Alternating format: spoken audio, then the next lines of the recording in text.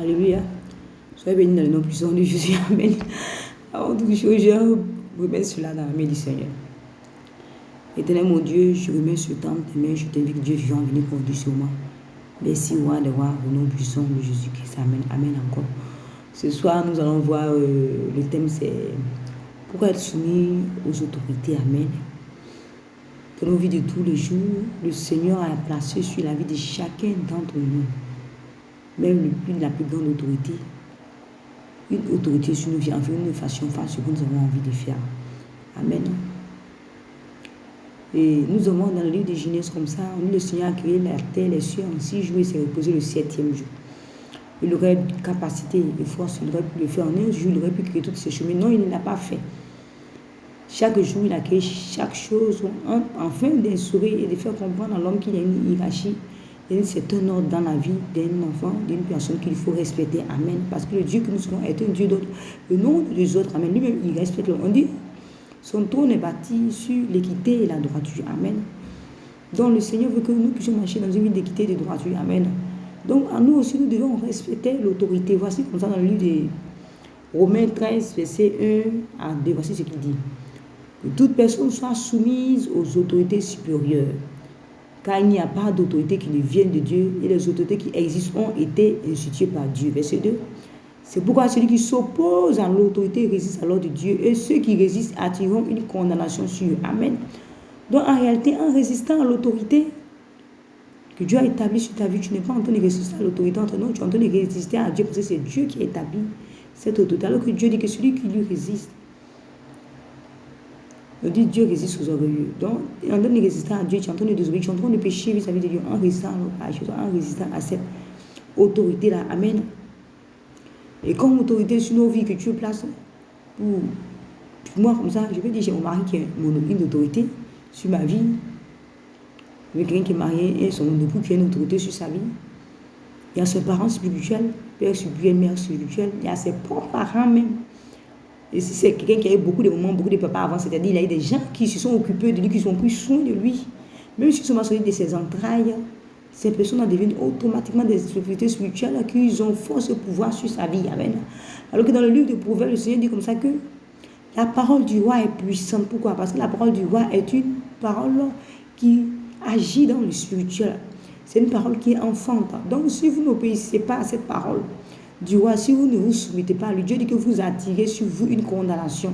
Et cette condamnation, ça peut être un blocage dans votre vie, ça ne peut pas être, ça peut être des blocages dans votre vie. Donc il peut arriver que dans votre vie, tout va bien, mais il peut avoir un hic juste à cause de ce petit détail, le fait que vous n'êtes pas du tout soumis à votre autorité que Dieu a établie. Je prends un exemple comme ça. Nous devons voir dans les foyers, le monsieur maltraite la femme, maltraite l'homme. Bon, comme moi, tu vas entendre que parce que monsieur maltraite la femme, il y a malédiction sur la tête des enfants, ou bien tu vois les enfants, non, à la limite, peut-être que les enfants peuvent traumatiser par cette vie-là. Mais dès que la femme se met à maltraiter son époux, à être désobéissante, à être rebelle vis-à-vis de ce monsieur, les enfants commencent à aller à gauche et à droite, parce que pourquoi elle vient de renverser l'ordre établi par Dieu. Elle commence à faire ce qu'il ne fallait pas du tout faire. Amen. C'est pour ça que c'est très dangereux. Amen. Et dans le cas du travail, l'autorité que Dieu met sur nous, nos patrons, et c'est souvent très bizarre, très fatigant, parce qu'on peut aller se retrouver avec un patron, un seulement qui est païen, et nous sommes chrétiens, avec un patron, non seulement qui est païen, et puis souvent même, on agit de lui jusqu'à on est fatigué, il est fatigué. C'est-à-dire que c'est notre petit frère, c'est notre petite soeur. Mais Dieu demande que même à cette personne-là, que vous lui obéissez, parce que c'est une autorité sur votre vie. Amen. Si vous ne lui obéissez pas, vous résistez à Dieu. Et en résistant à Dieu,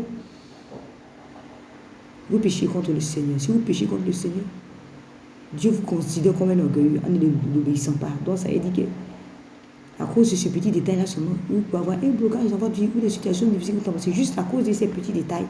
Amen. Nous, il peut y avoir dans nos marches de tous les jours avec le Seigneur, qui a ces petits détails comme ça qui nous fatiguent. Mais on n'y prend pas beaucoup garde.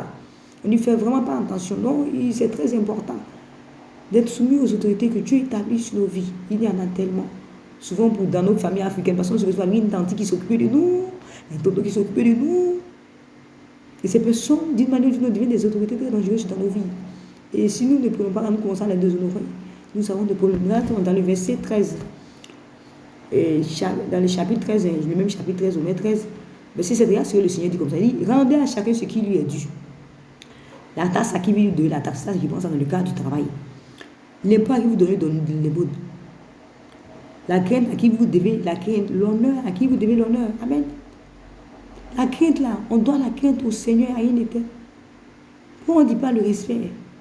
Le respect, c'est plus que la crainte. Si on dit que tu décraines quelque chose, ça veut dire que la chose est dangereuse. Amen.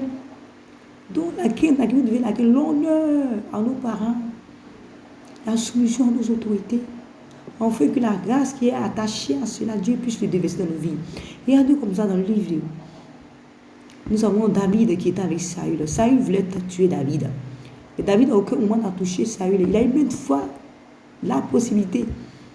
Une fois, il a failli toucher. Il a touché Saül. Et puis son cœur a commencé à battre. Amen. C'est-à-dire que Dieu n'était pas pour cette affaire-là. Dieu était opposé à ça. Qu'il puisse toucher à son papa. Parce que Saül était le père de David. Quand même, il n'avait pas enfanté David de manière physique. Mais c'était son père. Amen. Et nous verrons dans le livre de 1 Samuel, comme ça, nous avons le prophète Élie, qui laissait ses enfants profaner la maison de Dieu. Et à cause de ce détail, c'était même pas lui, hein. Lui faisait bien son travail, mais c'est parce que ses enfants profanaient la maison de Dieu. La malédiction est retombée sur lui, sa tête. Et Dieu vient lui dire comme ça. Il dit, j'avais dit que ta maison et la génération de ta descendance resterait devant ma face toutes les vies. C'est-à-dire qu'il servirait l'Éternel. Mais loin de moi cette promesse, le Seigneur a brisé ce moment. Pourquoi? Parce qu'ils ont commencé à déshonorer, à profaner la maison de Dieu. Et qu'est-ce que Dieu a dit? Il dit, j'honorerai celui qui m'honore. Amen. Donc c'est très important de rendre la taxe. À qui vous devez la taxe? Rendez à César ce qui vous devez à César pour ne pas attirer sur nos vies des malédictions qui ne valent même pas la peine même d'exister. Amen. Donc soyez bénis dans le nom de Dieu. Faites très attention. Et dans nos marches tous les jours, recevez souvent cela aussi. Amen.